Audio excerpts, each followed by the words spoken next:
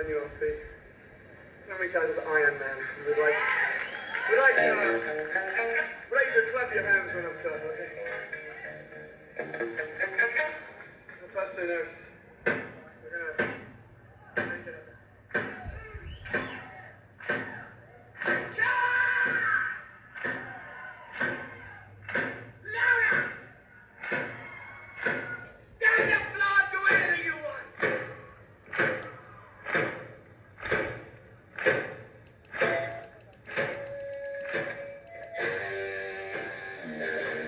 What's going on, peeps? It's your friendly neighbourhood Gromit back again, and welcome to a little record haul.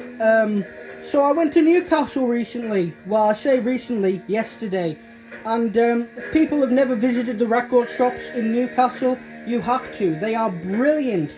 And I've collected quite a lot of new records since my last record haul. I've been studying very hardly on getting everything uni related done, but it is finished now. So I want to just do a little video and get my finger out the top of the screen. I've got a new phone, by the way, so if the quality's looking a bit better, this is also 4K. So yeah, basically, yeah, fantastic. But yeah, let's just go over what I got in Newcastle. It's been a long time coming, a new video, but I've got a few new things and I just want to show you. Starting with what's on the turntable right now. This is a Black Sabbath bootleg. This is live at Fillmore West, San Francisco, California, November 1970. And this is an FM broadcast, so this was probably recorded off the radio at the time. And yeah, it's on this awesome purple vinyl.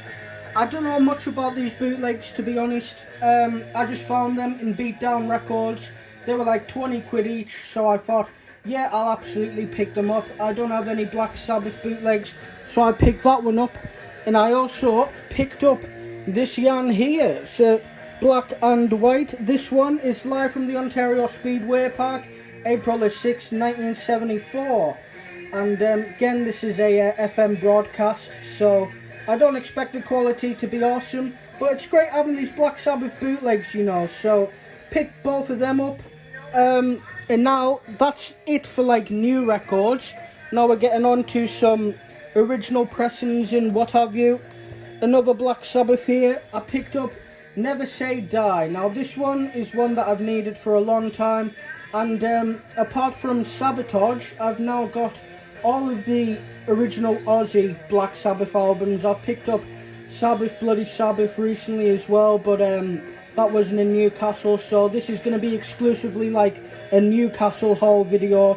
So just all the shit I picked up in Newcastle, you know, showing quite a fantastic haul indeed this was. But yeah, Never Say Die.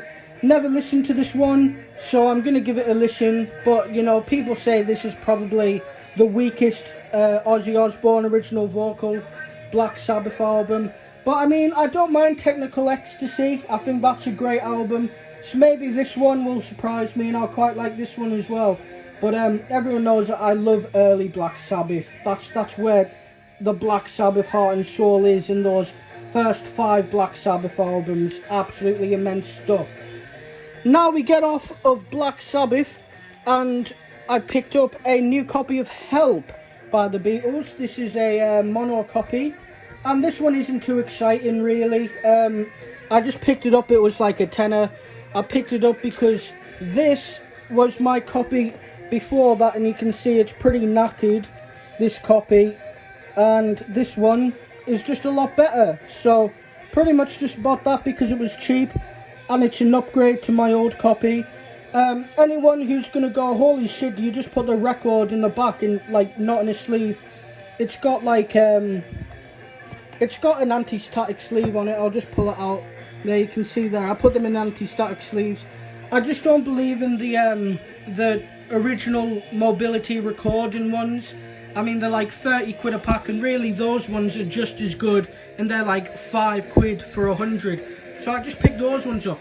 But yeah, picked up a copy of Help, a tenner. Why not? Upgrade for the collection. Then next up I got Yes Sir I Will by Crass. I know people are going to hate me. I've just put a Crass album after a Beatles album. What am I doing? You know, I never trust a hippie. But yeah, this is not really the best Cross album, but again, this was a tenner, and anything Cross I pick up, I think that Cross are awesome. Steve Ignorant came to my local town about 5 or 6 years ago. They're a fantastic band, Cross. I've always been into Anarchy, and also just on like kind of a production standpoint, these albums are produced beautifully. They're always so great to just look through, you know, the kind of fold out leaflets and shit like that for the covers and stuff. And I really love picking up Cross stuff. I love collecting Cross stuff. I like most anarcho-punk really, and I think that it's a rare little niche genre of punk in the early 80s, late 70s that really, for me anyways, has the most collectability. So yes sir, I will. Cross is in the collection. Then next up, this one was a cool one to find. This is Stand Up by Jethro Tull, their first album, and this is a UK first pressing.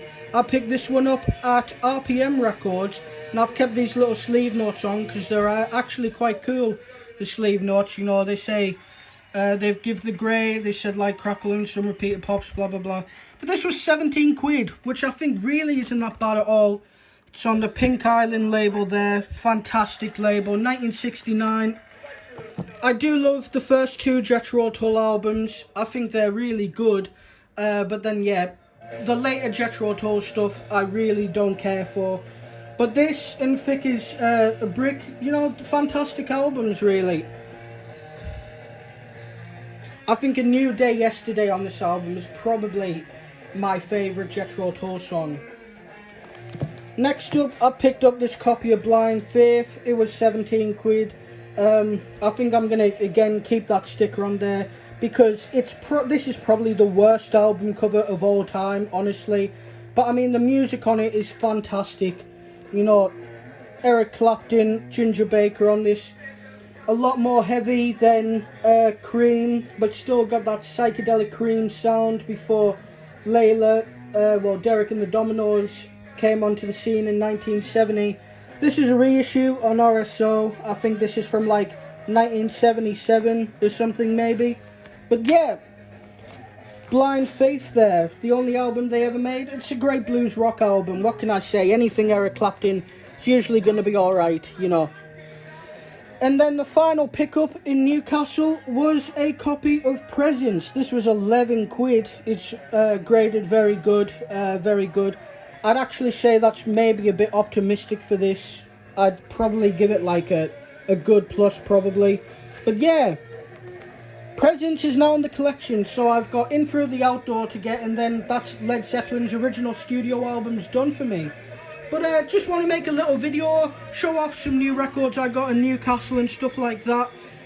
Also, I've been really collecting Doctor Who again. So I know some of you are subscribed for the from back when I used to do Doctor Who style videos and stuff like that. And I'll have to make a new VHS collection because the last one I did was in 2022, and I'll mention the DVDs and the Blu-rays and stuff like that in that video as well. So thumbs up if you want to see that, leave a comment if you want to see that. It's definitely a great idea I have to do this again because it's been 2 years since I've done one. But yeah, still collecting the records though, still loving the records, and I will make new record videos a lot more frequently now that I'm done with uni. Thanks for watching this video guys. If you've enjoyed it, give it a thumbs up. Make sure to leave a comment, give me your best record pickups of this week. Have you gone anywhere nice to get records? You know, thank you for watching this video guys. It's been Gromit, and I will see you later.